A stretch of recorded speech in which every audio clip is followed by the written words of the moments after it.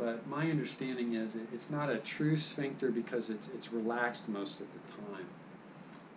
So it's not like you can really close off material from the esophagus and the sphincter. You can close off a little bit, but it doesn't close off all that well. Okay?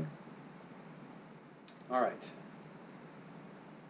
Now, on the other side here, there is a true sphincter. This one's called the pyloric sphincter. And the pyloric sphincter is going to separate the stomach from the small intestine. So even in my diagram, that looks like a true sphincter, right? A real muscular contraction. Whereas here, the cardiac orifice, they're calling it, is what in the textbook refers to as the cardiac sphincter. Okay? All right. Now, stomachs. Out there in the real world, there are a couple different kinds of stomachs. I'm just checking the time here. Our stomach is what's called a monogastric stomach.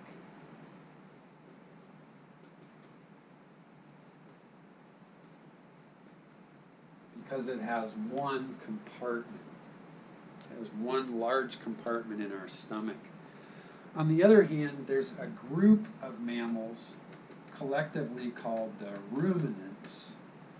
They have digastric stomachs.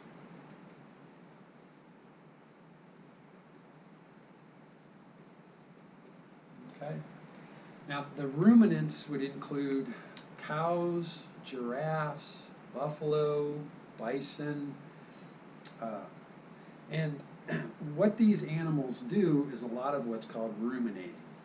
So ruminating, right, if you talk about somebody ruminating over something, you're talking about them really thinking hard about something. And I think that name got picked up because cows always look like they're thinking about something. In fact, what they're doing is working their stomach. Okay, so in terms of this digastric stomach of ruminants, the esophagus is here, and then over here, there's the pyloric sphincter,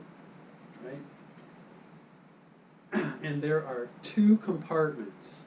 This first compartment here and a second compartment here. The first compartment is composed of a rumen, which does the ruminating, and the reticulum. That's the first compartment. And the second compartment is the omasum and the abomasum. That's the second compartment. Okay, so to start this process, two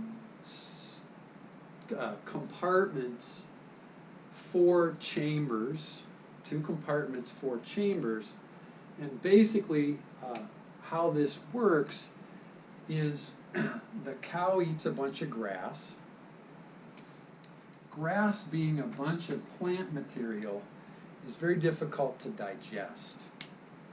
So what we're going to do with that first compartment is do a lot of kind of pre-digesting of material until we can get it sufficiently broken down. We'll take it to the second compartment where we're going to do what we think of stomachs kind of doing. So what we'll do next time is pick up with that first chamber and bring the grass into it. Okay? I'll see you next time.